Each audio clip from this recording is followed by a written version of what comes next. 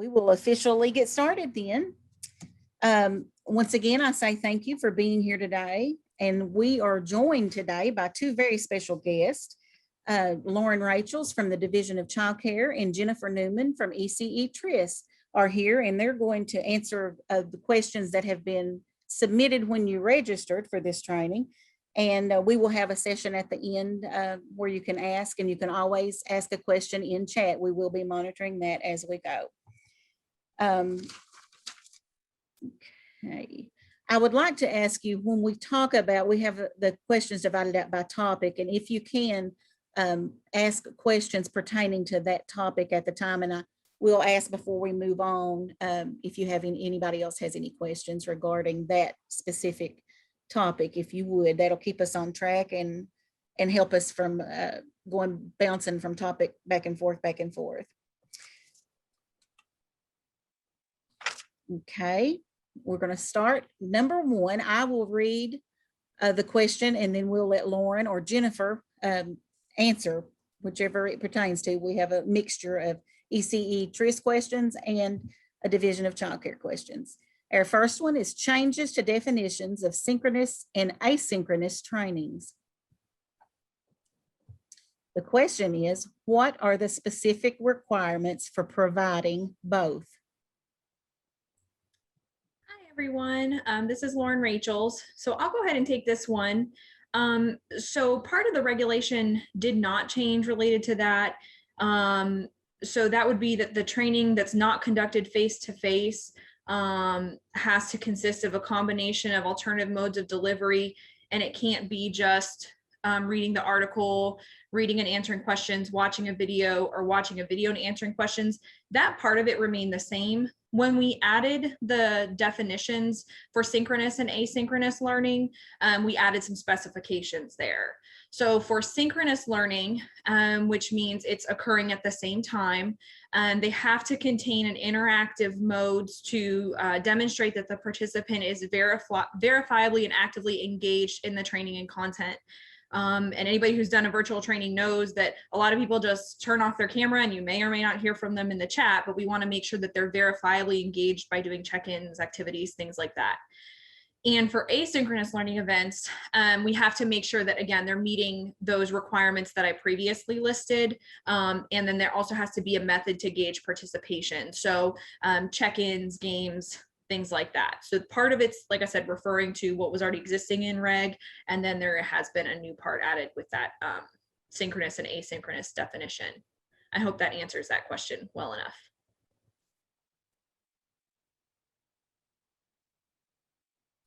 Thank you. And that was the only question in this section. So is there any other questions about that synchronous or asynchronous definitions? Or anything in chat, April? No, nothing in chat yet. People are just putting their names. Okay, we do not give credit for this, so there's no need for you to enter your name into chat. No reason to. Okay, let's move on. We did have somebody just say they didn't know what it was, and they still don't know what it is. And I'm assuming they're meaning synchronous and asynchronous. Okay, Lauren, if you would explain that again. Sure. I'm pulling up the reg too, just to get the exact definition for you guys. So asynchronous learning is going to be a form of education, instruction, and learning that occurs at different times and in different places, and may be accessed individually, like by trainees. So this might be like an on-demand training, or this could be like an independent study, anything that's not occurring at the same time. So what we're doing right now is like a webinar. We're doing like a virtual training where we're all here at the same time, we're all participating at the same time. So that would be a synchronous learning. So that would be anything that occurs in the real time, but not in the same place. So those two requirements are going to be a little bit different, but both of them need to have some type of verification that the participant was actively engaged.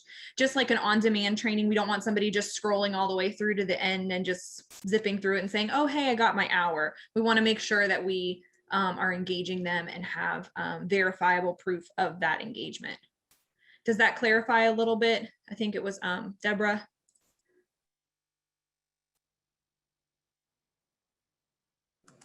Yes. Okay, awesome. And next topic is credentialed trainers wishing to offer online training will need to take a mandatory course on offering online training. The mandatory course is FET 370. It's the Introduction to Developing and Facilitating Online Learning. And the question related to that, how will previously approved online courses be handled? Will that all be grandfathered in with credit being allowed? Yes, so anything approved prior to June 16th will be allowed to continue to be registering participants and complete those courses. Anything after June 16th is going to be subject to the approval rules and for the trainer to be having that training so that way they can enter that credit. Okay. We have a question in the chat real quick. Okay. They're asking, as far as you were as checking on a web, I'm assuming this is checking in on a webinar virtual training. Would a name or email check-in at the beginning and a survey at the end be enough? So if you're doing it at the same time, synchronous, to check in initially, I would say yes, but if you have other ways to gauge that participation throughout, that would be preferable. So, and what I mean by that is you don't have to do some type of like sign in. It could just be a game or an activity where you have everybody turn their camera on to make sure everybody is there. Additionally, when you come back, if there's a break, when you come back from a break, you could have everybody put their name in or, you know, share what their favorite color is or, you know, what was their favorite thing about the weekend. Just something like that to make sure that people are there. They're cluing in on the content because like I said, a lot of times what happens is people just turn their camera off and you're not 100% sure if they're actually listening or not. The other thing is that when you do a virtual format like Zoom or even like WebEx or GoToMeeting or anything like that, you can save the chat. And that also is a good resource for you during that 3-year requirement that trainers have to keep that training data. That's a good way for you to refer back to gauge that participation for that individual. Okay, thank you, Lauren. And our next question is, will all courses be locked from credit issuing by the trainer if they have not completed the new FET 370? So July 26th is actually going to be kind of like our final cutoff date, but I believe Jennifer will be able to answer this too with what that procedure might look like, because if you had an approval prior to June 16th but aren't planning on doing any future virtual trainings or aren't planning on taking that training, there is a process that we've come up with them. So Jennifer, if you want to explain that as well. Yeah, sure. Thanks, Lauren. If a trainer has completed that training or they had completed the training previous to, we know or will know just by virtue of the fact that we'll be using like a flag for our trainer to know whether or not they've completed that training. And that tells our program whether or not they can actually assign, enter a training and assign credit for a training that is an independent study or a web-based training or the webinar. So if a program is based off of any of those 3 types of trainings, they will have had to have that flag set, which means they have to have had completed that training.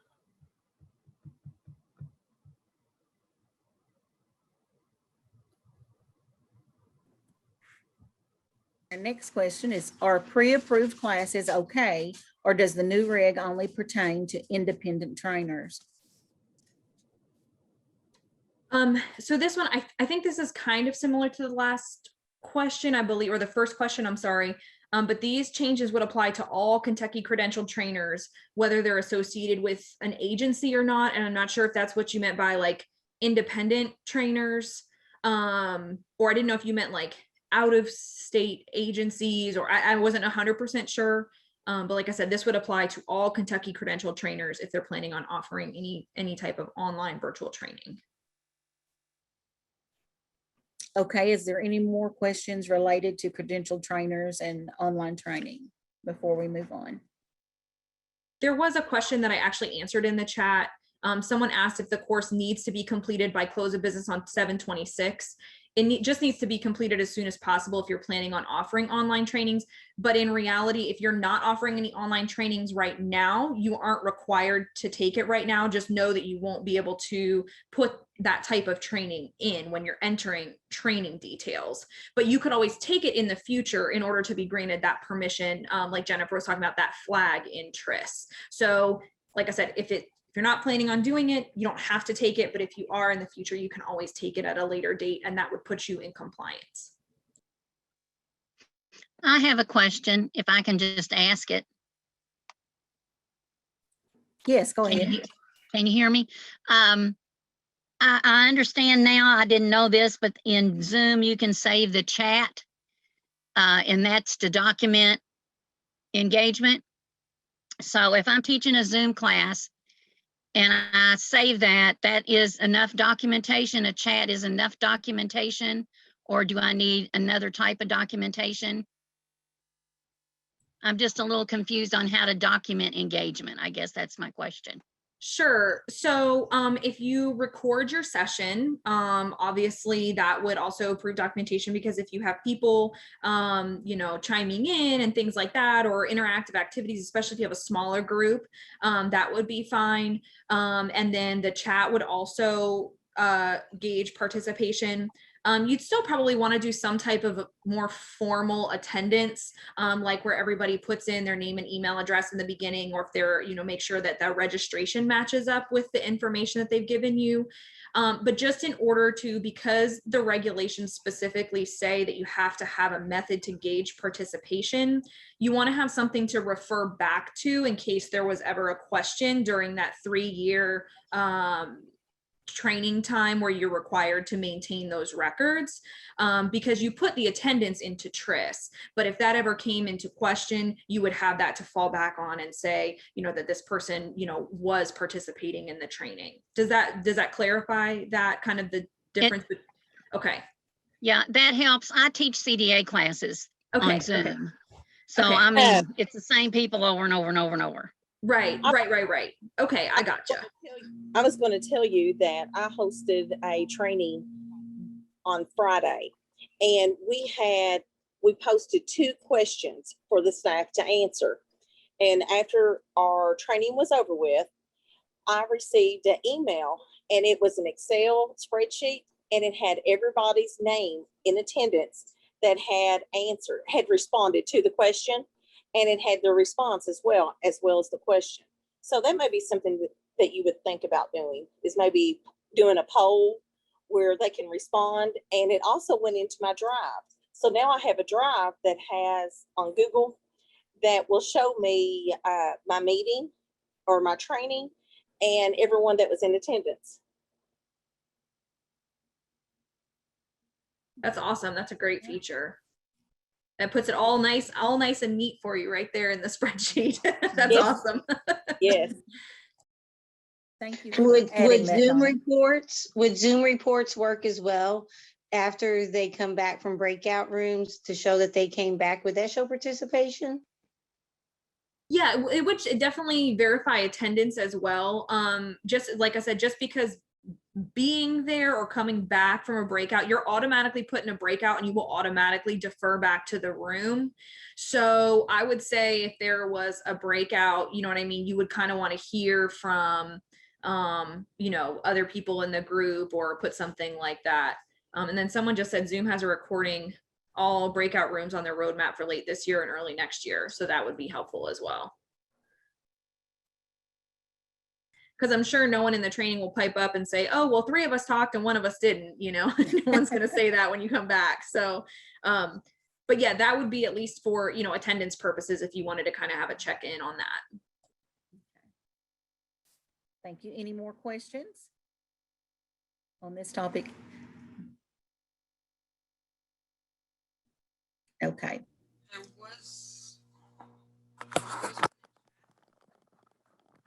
That said, does this also include independent studies?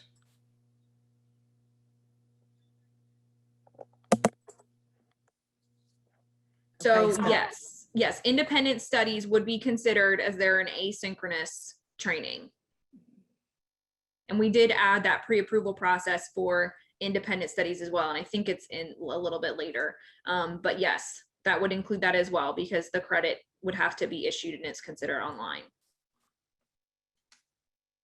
Okay, thank you. Changes on how to obtain a waiver for the initial adult learning training hours. There was no questions, but if you could explain that, the changes. Sure. So this is for a waiver for FET, which all of us here, obviously, if we're trainers, have already gone through FET, but there was a little bit of a change. So in addition to having to complete that coursework within the last 10 years, they would have to provide documentation that the curriculum of their coursework matches the content and focus of the required seminar, meaning that and there is a waiver application form, but that would mean that like I said, the documentation the burden of proof would kind of be on the potential trainer to submit that they have exactly matched the same coursework that's done in FET through their curriculum at a university or college. Okay. Any questions about that?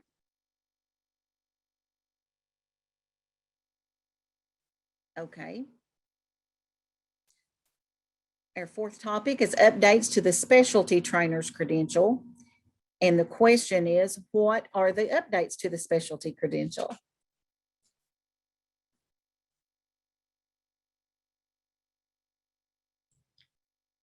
So for the specialty credential, we basically added that we cannot have training on the general topics of ECE. And we actually spelled them out. It's section 2 lists like the main categories. So that's child growth and development, health, safety, nutrition, professional development, learning environments and curriculum, child assessments, family and community partnerships, and program management and evaluation. So what that means is that someone who's applying for a specialty credential, because they should be in a specified area and they have to submit documentation of like a licensure or additional training in that area, they wouldn't be able to say, oh, well, I'm just going to teach child development. Well, we need to know specifically what area. Like, for example, our early childhood mental health consultants, theirs would be obviously a mental health, social, emotional development type area. So it needs to be something specific. It can't be one of those general ECE topics. Okay. Okay, Lauren, we have a couple of questions. They said, did I understand the independent studies that are not online, do they have to take the FET 370 course? And the other question is, if someone taught courses online, they can get a FET 370 waiver. So for the first question, if the independent study is going to be a face-to-face independent study, then Jennifer, correct me if I'm wrong, but that one would not need the flag because it would still be in person, correct? Face-to-face training. Yeah, it would still be considered a face-to-face, even if it was what we call an independent study. Yeah, independent study. It was, I believe it was discussed that it too would have to have the FET 370. Anything that's not face-to-face, as we understand it, would have to have the FET 370. And that includes webinars. Right. So if they're doing an independent study but are going face to face to complete it, that would still go in as a face to face training. I guess even if they're, I wanted to. I I'm gonna forget who- assume they mean something like a packet that they pick up. I know some people in my Yes. area, they I'm sorry, it was my question. I'm Carla. Yeah, it is a packet that's mailed out. So it's not face to face, but it's not online either. So I got confused. I thought I didn't have to have it. And then somebody chimed in and said I did. So I wanted to verify. I do need to take the class then. Yes. Yes, Okay. because it would be considered like an asynchronous learning. Okay. Thank you. Yes, no problem. Good question. And I'm sorry, April, what was the second question? it was, they were talking about the waiver. I think they meant getting a waiver for FET 370, but the waiver was for the first FET to get a credential is what I. Yes, yes. Yeah. So that waiver section that we added only applies to the waiver for the 17-hour FET when you first get your initial credential. That was clarified in the regulation. I guess it was a little bit murky before on some of the requirements for how to obtain the waiver and who was eligible for the waiver. So that was just a small change that we made for that one. There's no waiver for the FET 370. It would just be, you only have to take it if you're planning on doing online or any other formats for that. Okay, when will specialty credentialed trainers have a box to check? I can't scroll without missing the rest of the question. To check when setting up trainings. I don't understand that question. What is a box to check for setting up trainings? Yeah, that's what it says. I'm sorry, I can make it a little clear. My name is Derek. Hi, everybody. Hi, Derek. Normally, when I set up trainings, I am automatically like defaulted to a credentials 2 trainer. So there's nothing that says, hey, this is a special credentials guy. Everything is kind of like has a template. So it just kind of forces me into a level 2. And I don't know if that's equivalent to what I am by being a first responder. And, you know, I was just wondering, I said, well, man, we need our own little box. You know, it kind of feels good to go into training and have your own little specialty credentials box because, you know, we have to jump through the same hoops. And hopefully one day I'm in the process of becoming a physical therapist and I'm a senior at Bellarmine. So hopefully my current education status will allow me to hopefully teach some of the, you know, the trainings that we have and, you know, based on the last question. So I'm pushing. So I don't know who I need to send my credentials to, but I definitely want to be more involved from that standpoint. I appreciate you taking my question. Sure. So when, and I think you're talking about when you're entering a training, it somehow defaults back to level 2. It shouldn't be doing that. So I'm gonna write down your name and I'll take a look at it.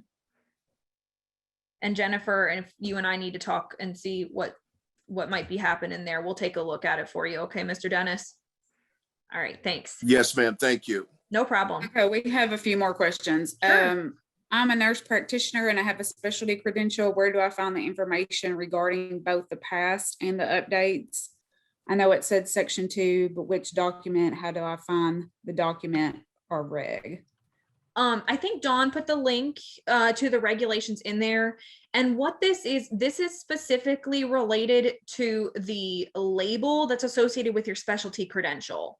So it doesn't mean that you can't teach on those topics. That's not what it means. It means when you're applying for your credential, it has to be specific. So if you're a nurse practitioner, and I don't know what your specialty credential is right now, but you know, it could be physical health in infants and toddlers. You know what I mean? It has to be something kind of specific. It can't just be a general child development, or it can't just be a general professional development topic when you do your specialty credential and you put what your specialty is.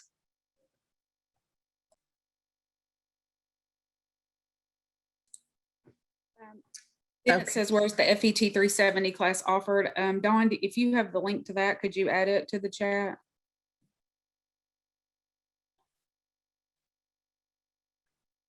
And then Ruth also asked, pretty much if you are not doing a literal face-to-face training, then yes, FET 370 is going to be required because all the other trainings will fall under the online umbrella, even if it is an independent study with them filling something out and then you follow up with a conference call. Anything that is not directly face-to-face is going to be triggered and require that FET 370.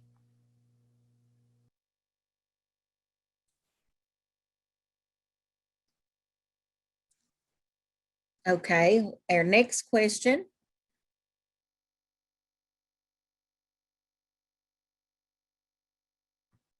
The cabinet or appointed agency will complete observations of trainings conducted by credentialed trainers. All level 2 through 4 trainers must be observed at least once by the local training coach during their credentialed time periods. A question, why are level 5s not being observed? So level 5s are not subject to the same training and renewal requirements when they submit their renewal applications. So that's why this is going to apply to levels 2 through 4 because they have the same training and renewal requirements. Level 5s have at least a master's or more. But the observation tool that the coaches are going to be using would definitely be a great resource no matter what level trainer you are in order to get feedback on your trainings, in order to maybe get new ideas about engaging participants, especially if you're switching how you're doing your trainings. So definitely anybody with a level outside of a 2 through a 4 is welcome to contact their coach and do that, but it will be required for 2 through 4. Okay. Why are specialty coaches, trainers not being observed? I'm sorry. So again, this is kind of like different requirements for renewal, and they also have different limitations on their training topics based on their area of expertise. And specialty trainers do have to provide, specific recertification documents, which usually require training in their area of expertise. Just like social workers and doctors and things like that always get training in outside areas within their field. So there's, again, a little bit of a different requirement for their renewals already. Okay. How long will the observation be and what will it cover? So it can be as long as you're training. We kind of want trainers to treat the observer or their coach like their participant. And this form is going to be for coaching only. If the training, doesn't go as planned, or, half your participants don't show up, or you're just disappointed with the training in any way, that's not going to be preventing a trainer from renewing their credential. The only thing that would prevent a renewal would just be flat out not getting an observation. So don't get too caught up on the length and what it has to be. Like I said, you're going to treat your coach as if they're a participant so that they can see it from a participant standpoint and give you some feedback on that. Okay. For level 2 through 4. Can I interrupt real quick? You can. Okay, we've had several questions. I'm trying to answer some of them in the chat, but it's going pretty fast. So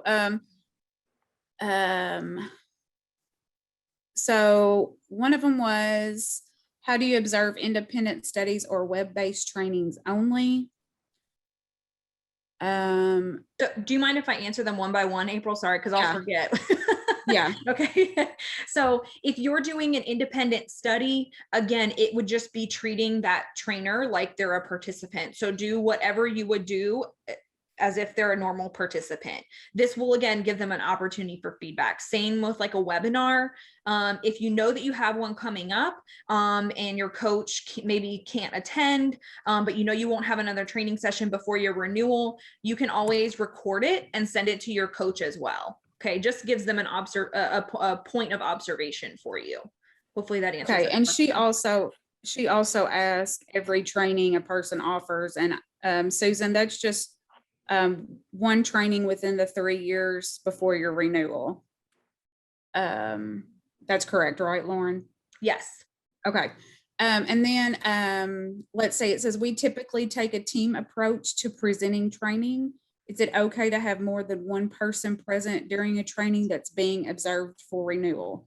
Yes, absolutely. Now, if you are co-training, we would want to have like a kind of a 50-50 split on actually presenting the training content.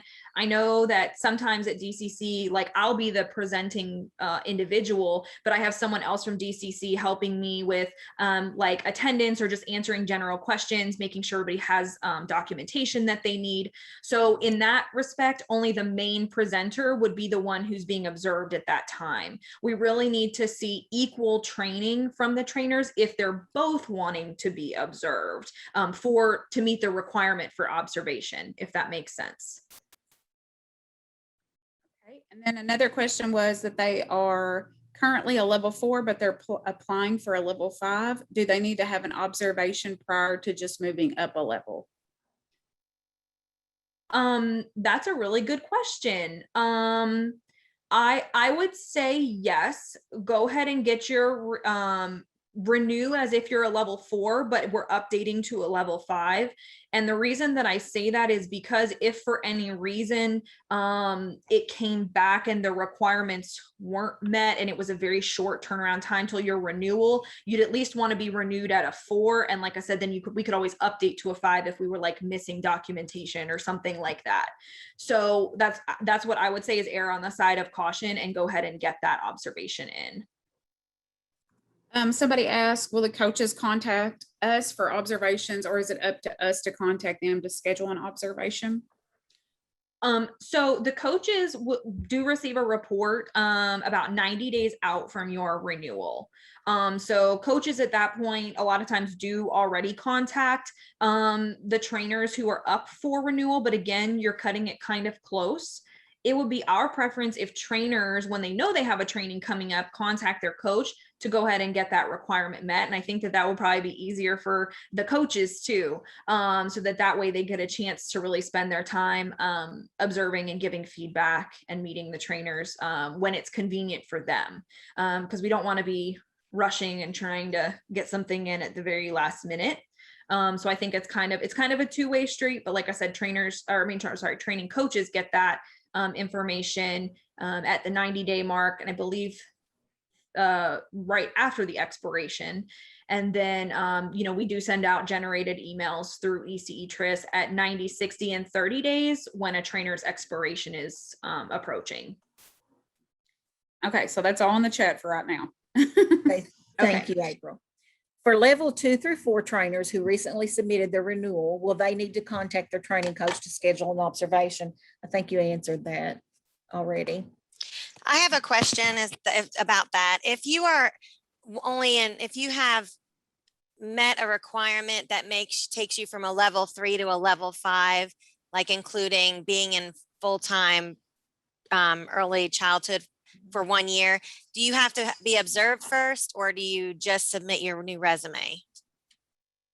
So are you talking about it, you're not up for renewal, you're just updating it from like a 3 to a 5 during the time that your credential is still valid? Correct. Then yeah, so you would just submit that. There's actually an option when you go and do it. It says like initial, it says renewal, or it says update. You would just put yours as an update, and you would submit all the documentation for the support of your level 5, and then it would just be updated. Your credential would be. Okay, thank you. Sure, no problem. And then I don't know if this pertains to anybody on the call, but if you're a level 2 through 4 trainer and you were up for renewal in July and your application was already in our system, there is going to be an exception just because it's a little bit too tight of a turnaround. But there will be other requirements that those trainers who they're going to talk to their training coach as far as submitting a training plan for them to have feedback on that. But all other trainers up for renewal beginning August 1 and later will need to coordinate a plan for observation with their coach. And the coaches know kind of what plans of action that can be taken based on that renewal time. And then just keep in mind, you can do your observation at any time during your 3-year credential. So even if you just renewed, but you have a training coming up next month, go ahead and reach out to your coach and, get your observation done. And that way you're good for, 2024. So you'd be good to go. Thank you. Any more questions concerning trainer observations? Okay, if not, we'll move forward. Providers will not receive training credit for repeatedly taking the same online training multiple times in a 5-year time period. Our question is, could you provide more clarification on this? Sure. And this one, I know that it's in the trainer's reg, but this is really more so the responsibility of the participant. So I don't want trainers to get too, caught up in this, unless you know that you see the same name coming back for the same course year after year after year. You might want to say, hey, you're not going to get credit this year, just so you know. But this would just mean that participants won't receive credit unless it's part of a specific disciplinary action from the state or their employer.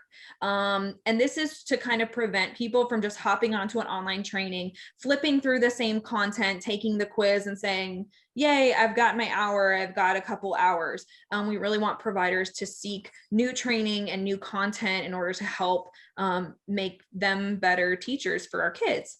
So again, this is really more the responsibility of the participants. But like I said, knowing that requirement, like I said, if a name keeps popping up for the same training over and over, then you might want to step in and say something. But yeah, that's what it pertains to. Okay, does this apply to face-to-face trainings? No, it does not. They want to sit through the same face-to-face training several times. That's okay. And sometimes people do need that to absorb it sometimes. But no, we aren't, if someone's making the effort to actually show up to a face-to-face training, they are going to receive credit. Okay, any more questions on this? Okay, I think we had one pop up in chat. Yeah, it says if an employer requires and provides the same training yearly, like cultural diversity, does the employer have to alert ECE TRIS?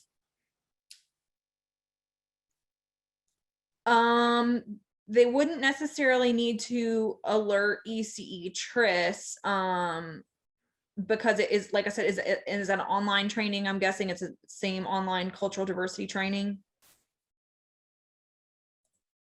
Yes. Yes. It wouldn't count, unfortunately, if it's taken year after year. It still goes on their training record as they participated in it. So if it's required by the employer, that would be fine to suffice for that. But it would only be, every 5 years they would receive credit for it. They still have to take credit for ECE hours, totaling 15 hours outside of that. And then there's another question that says, are providers able to go back and watch a previous training session and receive credit, or do they need to be there live? That would depend. So if it's like an on-demand recorded training in ECE TRIS, then yes. But if we're talking about it in relation to repeating the training, or repeating the courses, then no. If they've already taken it once and gotten credit, if they went back and repeated it for their own knowledge or just to reiterate some of the information, they would not receive credit twice. It would only be the one time, unless it was 5 years later. Sorry, let me specify a little bit. Hi. Hi. So we do like training sessions on Saturdays and they're recorded. And then we've been giving credit to people who are like, they are live, like on the Zoom with us in the webinar. And then we record that and go ahead and post it to our website for them getting training through the CACFP. But I'm just wanting to know, like, if I have a provider who goes back and watches that, can they receive ECE TRIS credit even though they weren't there live? Does that make sense? So I guess it would depend how it's initially input into TRIS. Okay.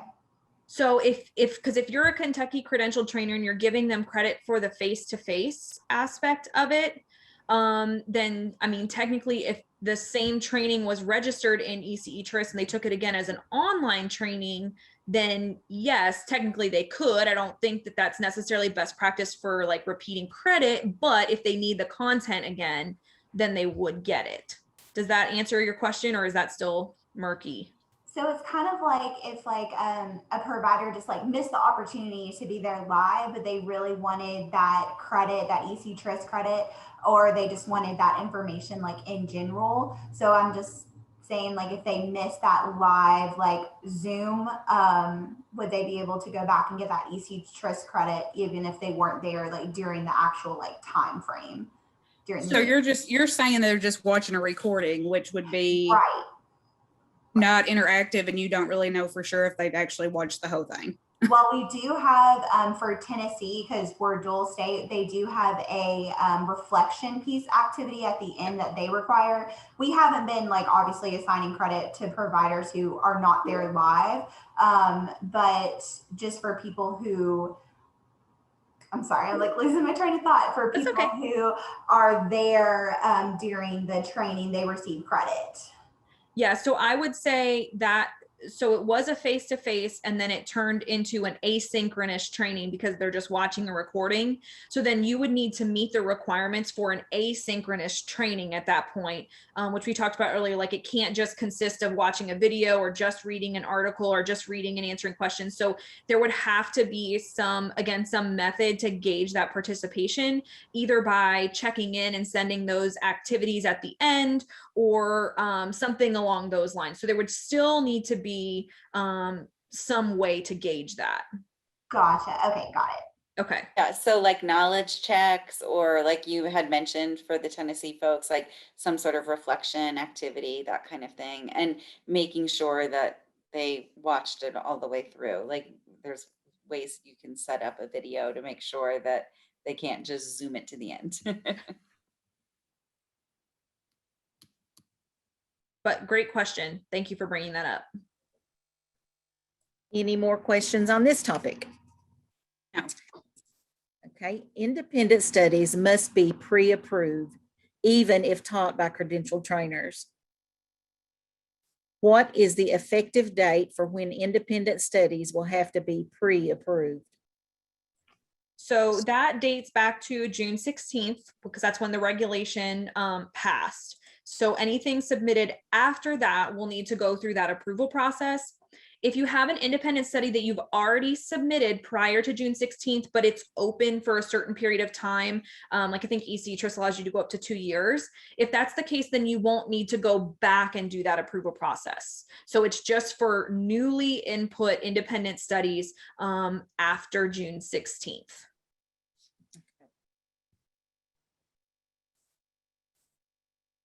What I have will a happen- question.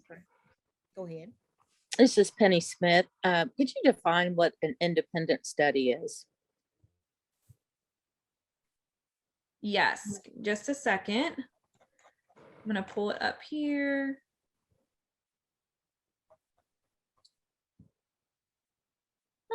I want to give you guys the exact one from here. It says it.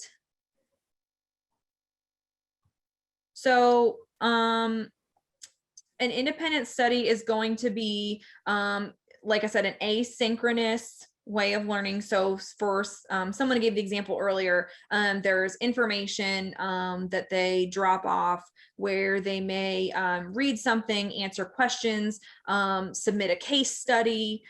This is going to be something like a specific topic related that the individual kind of takes care of on their own.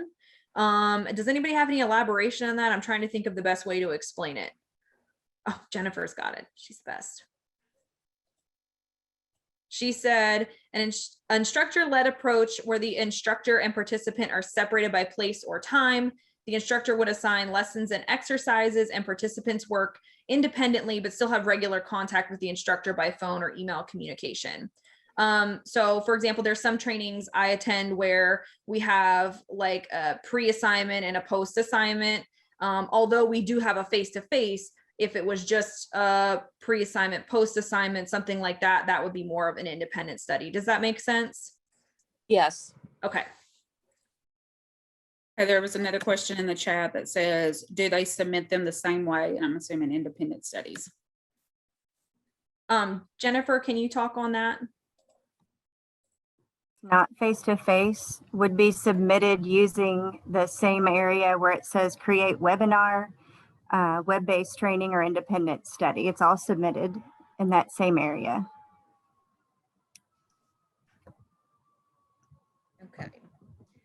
What will happen to independent studies already in the system will those have to go through approval to continue?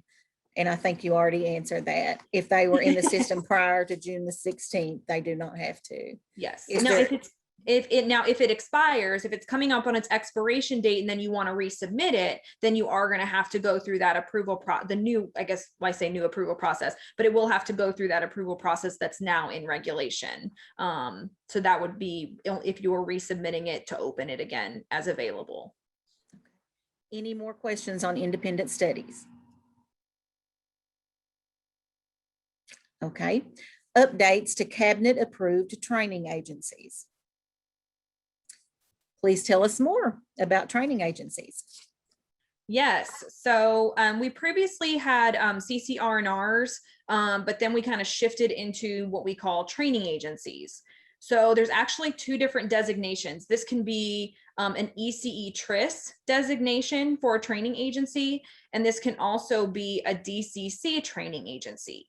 So an ECE TRIS agency has certain permissions and reports that can be generated in TRIS for the agency, while a DCC approved training agency is one that is offering CC, CC, and CDA classes as part of the non-college scholarship program. And that program would receive payments from the state for the scholars in those programs. So we have an application process to go along with that. But Jennifer, I don't know if you want to talk more about what it means specifically for ECE TRIS as well. So just like you said, in our system, so anybody that is an approved grant organization that provides the Child Care Commonwealth or CDA, those are designated separately in the system. And then you have agencies that don't necessarily provide those, but they may be a training agency where they have multiple trainers under like an umbrella, so to speak. And they want to be able to enter those trainings, post those trainings as offered by that agency. And maybe somebody within the agency is not a credentialed trainer, but maybe their function there is to enter trainings on behalf of all those trainers. So there's a lot of different access levels that we can provide with that agency. They may be entering their own personnel. So like if it's a Head Start agency, those Head Start agencies have the ability to enter and update all of their staff. So it's a holistic, different group of access levels that an agency can be given. Now, I will say for an independent trainer, you know, they don't necessarily need that. They don't have to have an agency. And I think sometimes there's confusion around that. So, you know, if we have independent trainers and they may, you know, call trainings by Jen, you know, I don't necessarily need an agency created for myself because I can still access everything I need to without designating myself as an agency. Health departments are also considered agencies.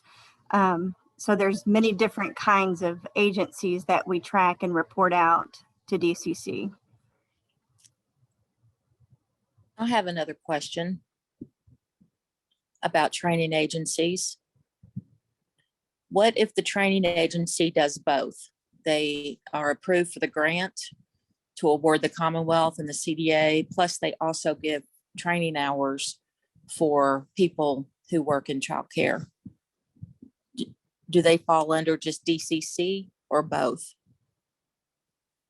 Well, I mean, if it's an agency that offers both, and you know, sometimes not all trainings that agency will do would be a Commonwealth or CDA training, that would fall under that training type. So when that agency enters a training and it's Commonwealth or CDA, they flag that within the training detail area. But if it's a training that is for ECE clock hours only, then they would not designate that training type as Commonwealth or CDA. It would just stay as the ECE clock hours. Okay. Does that help answer your question? Yes, thank you. Oh, you're welcome. I have a Do we have- question in the chat that says what trainer can teach CDA? So based on the levels, I think there's a determination in the levels as to the trainers that can teach that content. Additionally, there's nothing that says an independent trainer couldn't teach a topic that relates to a specific section of the CDA. But that if someone is going for their CDA and doing an approved like CDA program of instruction, we offer those through the DCC approved training agencies here in the state. But like I said, it's based on the requirements of the Council for Professional Recognition when someone's applying for their CDA. Does that answer that question? Like I said, you could train on those topics as long as your trainer level doesn't have any specifications for that, because it would be coded in there as what CDA subject area covers. Any more Okay, then questions? there's another question that says, is it possible to create multiple session trainings that include a face-to-face session, an independent study exercise, followed by a concluding face-to-face, all on separate dates? So essentially an independent study sandwiched between two face-to-face sessions, all of this considered a single training conducted on multiple dates. Yeah, so I think that would fall under the hybrid category. And Jennifer, correct me if I'm wrong, but is that how you guys would like that coded and categorized? So this one can be answered one of two different ways. If the independent study before is required to receive ECE clock hour credit, if the face-to-face session is required, and if the third session, the independent study session is required, all those things are required, you can use the you can use the hybrid method. But if you want to show that, say you have 10 people and 8 of the 10 people did 2 of the 3 things, and you're giving separate credit for each of those, then you would enter 2 different independent studies in a face-to-face training. So it all depends on how you want to do your credit. If you do the hybrid model, which means that you are entering one face-to-face session with a start date and an end date and a start time and an end time, you can do that and you can flag it as hybrid, but it's up to you to determine how you wish to assign your credit. Did everybody complete all the components? Are you going to give partial credit? Typically with partial credit, we don't recommend the hybrid model. If you want to give partial credit, then I would recommend doing 3 separate things: an independent study, a face-to-face session, and then your other independent study. I know that's confusing. A lot of times I have to talk that out with trainers to make sure that, you know, what we recommend is the best way. Okay, and then there's another, it's not so much a question, but I just want to get some clarification. All 120 hours for a CDA cannot be from an independent trainer. That's my understanding. That sounds right, I think, Penny, based on what I've looked at council recently. Because I know, like I said, there's a lot of prep courses out there and things like that for the CDA, which use multiple. So that sounds right to me. Okay, are there any more questions on training agencies? Okay, we'll move on to just additional questions. The first one is, when will we begin using the new regulations? I think you have touched on that June 16th date several times, Lauren. So that's when they go into place, when we start using them. Our next question, do we have to measure rooms for occupancy? So I think this one, just follow the most up-to-date like state public health and, you know, the CDC guidelines. You can check the Healthy at Work site and refer back to that. A lot of places, if you're looking at like event spaces and things like that, will have a maximum occupancy already. And of course you want to make sure, I think that the recommendation is still 6 feet apart when indoors. So you don't have to necessarily measure for occupancy, but make sure that your participants are able to be spread out. But again, this information is just ever changing. If I say something today, it could be completely different tomorrow. So like I said, please just defer to the state public health department, the CDC guidelines, and then you can always contact your local health department if you have specific questions, so that way they can assist you more specifically based on what you're looking to do. Thank you, Lauren. Mhm. How do we request signatures for participants? So I'm guessing this means for like virtual trainings, like in place of the ECETRIS sign-in sheets. So we recommend that you have some alternative way of documentable proof of attendance.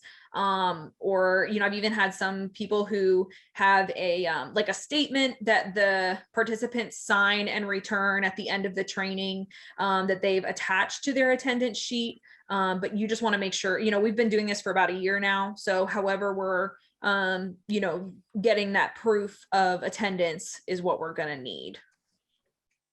And Jennifer, is there anything else that I know that didn't they change the sign-in sheet recently? Or the requirements for it? Have a program created for.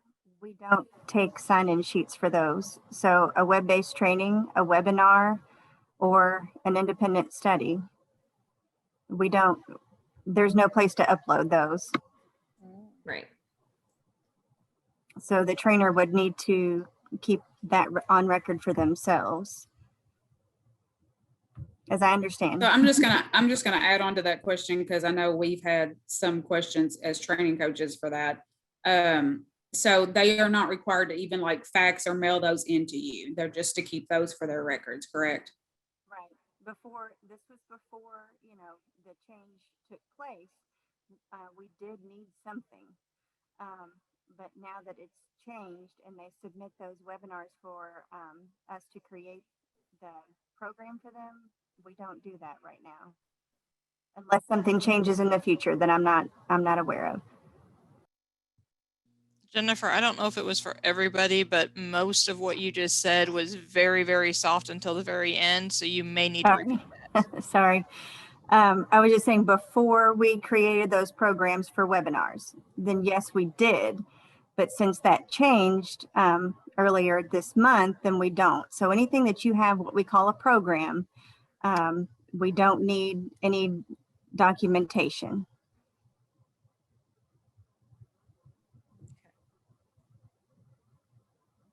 Do we have, okay, that you're including, what about online certificates or certificates for online training? Does ECETRIS need anything? Like I know sometimes they give cover sheets, sign-in sheets, evaluations. What does ECETRIS want from the trainer? If it's a face-to-face training, there is within the assigned credit page an area for those documents to be uploaded, and that's just a cover page and a sign-in sheet. So we don't need a copy of a certificate, and we don't need evaluations if they're used. Okay. Okay, thank you. Do we have to mail in or upload cover sheets? Okay, that's the same one. Yeah, just upload them. If you have uploaded them, don't mail them in. And if you're mailing them in, we ask that you please upload them. Okay. Or if you're faxing them in, we ask that you upload them. Okay, thank you.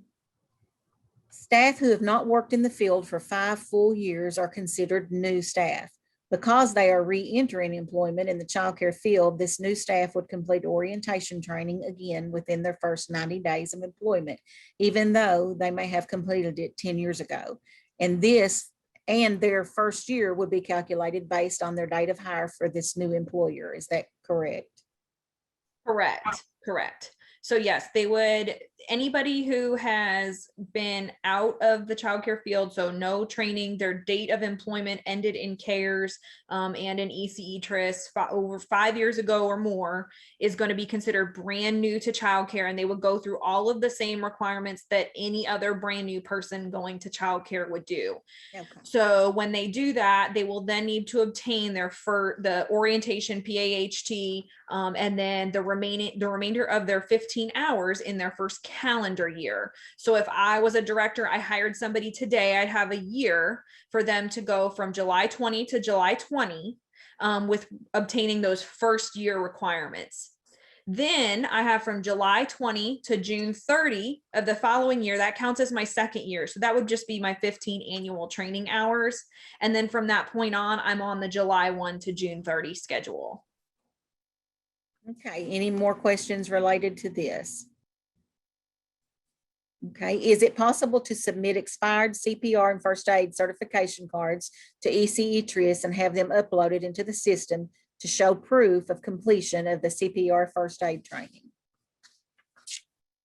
So we are actually working on this currently, but having your expired CPR and first aid cards will satisfy the training requirement that was added in the health and safety regs. Because previously CPR and first aid was not required to be reported to TRIS. So we're working on that, working with TRIS to make that happen. I don't know, Jennifer, if you have any updates on that. I don't have any firm plans yet, because like you said, we're still working together on that. It could be that they upload those within their Manage My Education's credential area. It could be that they're submitting the individual training form with copies of that expired card. Of course, anything else, if it's a certified instructor that is certified CPR instructor, that is doing the certification, that too can be entered. If it's a trainer that is training the training, they would be entering that. And then behind the scenes, we'll be adding all the functionality to make sure that that's reported properly. Okay. Any more questions related to the first aid and CPR? Yes, it says, what do employees need to do if they don't have an expired card or have taken the new orientation?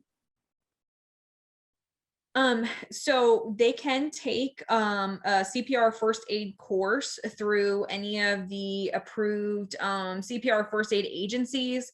They can also take any courses through them that are just training courses, not leading necessarily to certification. So meaning not the practical component where you have to go in and like perform CPR in front of an instructor.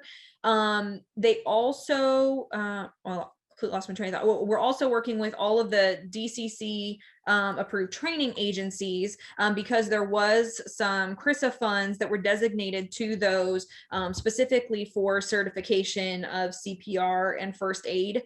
So we are working on getting those funds to them so that they can bring in individuals to train or use like American Heart, Red Cross trainers to get people certified. And that would then, of course, suffice for the certification portion and the training portion. Can I ask one question on that? Sure. So as a trainer, can I not take the portion of the orientation and use that portion and create a training to teach other people so that they can get and create a certificate so that can show some type of that they received it? If the new orientations got it in it and that counts, can I, as a trainer, because other people have asked me this and I'm like, I don't really know if I can do that or not. So can I create a training using part of that orientation and other health and safety and add that in there? Will that be proof enough for licensing at that? That's a question that we've gotten several times, and we are actually still waiting for clarification on that as well. I know we were working also with the childcare health consultants to see if we could kind of create some content to get providers get this training into trainers' hands and into providers' hands. So we are waiting for clarification on that. But as soon as we know, we will let Child Care Aware know so that they can share that with you guys. Because if there is teachable content out there that we can get to trainers, or if trainers, have a background in this and can create that training or are taking it from a source like AHA or Red Cross, we just want to make sure too that the information that's out there is based on best practices too. So that's where we're kind of still working on that. So I know it's hard, just kind of hang tight. We're hoping to have an answer for that no later than in the end of this week. And how long does the staff have to get that? I believe it was 90 days. I believe August 16th or 60 days, right? So 60 days, August. I think I heard the date August 16th. But if that becomes a problem, there could potentially be an extension on that, because I know that we don't have all of the information, but don't hold me to that. Unfortunately, I'm not the one who makes the final call on the on the exact dates for that, but we will work as hard as we can to make sure that everybody gets that and stays in compliance, that it won't come back around. Okay, and is that information in the new orientation yet? Because I couldn't find it. Yeah, the new orientation, I believe, and Christine, correct me if I'm wrong, it has a different title, but I think it was like June 2021. That Right. one has it in there. I saw it in the index, but I couldn't find it in the packet, and I thought, am I crazy? So I didn't know where to look. Is there a page? I didn't see anything on CPR, anything where like it said in the content, but I didn't see it in my packet. So I was Did a you little look at the information that was provided and shared in November, or the information that was just shared in July? I just went to the TRIS website and downloaded it. Okay, Downloaded the new packet all right. where it said new, all that Yes, on the TRIS web. it should Okay. be in there. I'll double check. I didn't see it, but Okay, if you look in the table of contents, like for the participant handout for the health, safety, and sanitation section, yeah. and then if you look in the PowerPoint, there should be new content in there. If not, reach out to Bambi or myself. Okay, thank you. I appreciate that. Sure. The information's been put into the PowerPoint, and then in the participant handout, the very last appendix page, I think it's Appendix D. I'm not 100% sure. In that health, safety, sanitation has that information as well that you would give to the participants. Okay, thank you. Okay, our next question, are there any plans to adjust the ECE TRIS system so that a staff person can be listed at more than one child care center? So I ran some numbers. Occasionally I will do this to see how many folks that we know that have more than one employer as reported to us. And out of 146,000 folks, we've got 58 that have reported to us that they work at more than one center. So what we always do, and we want to track that because we know it's an issue, and we do have it on our list of things to do. But we've got some other things we're trying to tackle. So what we always tell them is to make sure that they print out their training record and provide that to their other employer if it's not listed as their current employer that has access to their records. And of course, we do find out too, which one do you want to have listed as your primary? But we do have them both. And then the other thing is when they attend training, whoever is paying for that training, we ask them to communicate that to the agency or the trainer. So when they go in to assign credit, they're assigning credit with the employer who's paying for that training. Sometimes it doesn't matter. Sometimes they may have some type of, partnership in between the daycares. And to them, it doesn't matter. And their record, obviously, it doesn't matter either because it's still part of their record. Irregardless of where they're employed, they still get the training hours. But yes, it is on our list. It's been on there for a while. Thank you, Jennifer. You're welcome. What should we know about 10-day timeliness? So over the past year, I guess more so since COVID hit, we kind of put a halt on sending out any 10-day timeliness warning letters, just because the childcare community was stretched very thin with the shutdown, reopening. We definitely wanted our training coaches to take more of a coaching approach and a partnership with trainers who were maybe having trouble maintaining the 10-day timeliness. With things kind of now shifting back into what we call our more normal, we were going to shift back into sending those letters. What we found is we had a very extensive report, and some of them were for valid reasons, or there had been notes in TRIS and things like that where exceptions needed to be made. So when we started sending out letters, trainers were really concerned that their credential was going to be revoked or something along those lines. So we want people to still obviously maintain the compliance with that regulation and making sure things are entered within 10 calendar days, unless you fall into one of those accepted categories that was sent out on the listserv in the policy clarification. But otherwise, definitely partner up with your child care aware coach. If you have questions about 10-day timeliness, they can let you know if possibly it's in one of those accepted categories. But otherwise, like I said, we're going to, starting from July 1, if we send out those letters, that will start kind of, like I said, with that procedure for those letters. Okay, thank you. Is there anything we need to know about recommended precautions or rules for face-to-face trainings in red counties? Again, kind of similar to the question earlier, I would just reach out to your local health department and follow their guidance. At DCC, we're definitely not public health officials, so I think we could just kind of have to defer to them on those topics. So just for your safety and for the safety of all of the participants and the kids that they're, with day in and day out, we definitely just want to make sure that we are getting accurate information. So reach out to your local health department if you have questions. Thank you. Now, Lauren, do you have anything you would like to share with us as far as DCC updates that you may not have covered? Sure. Yeah. Just for anybody who's interested, this week we're actually hosting provider forums for the America Rescue Plan. So we had one yesterday, but there's also one coming up on July 21st from 9:30 to 11:30. And July 23rd from 3:30 to 5:30. Those links were sent out on the DCC listserv, and I think I sent them over to be sent out on the trainer listserv as well. But if you do have questions about that, again, reach out to your coach. That's going to be a meeting that's run by Dr. Vanover, the director of DCC, and she goes over what those spending plans are like for providers. And again, it's not specifically meant for trainers, but it's a lot of good information. It gives information about our scholarship programs. It gives information about continuing education and how providers can use those funds. So it may just be something that you're interested in as far as keeping up to speed with what's going on in the childcare community.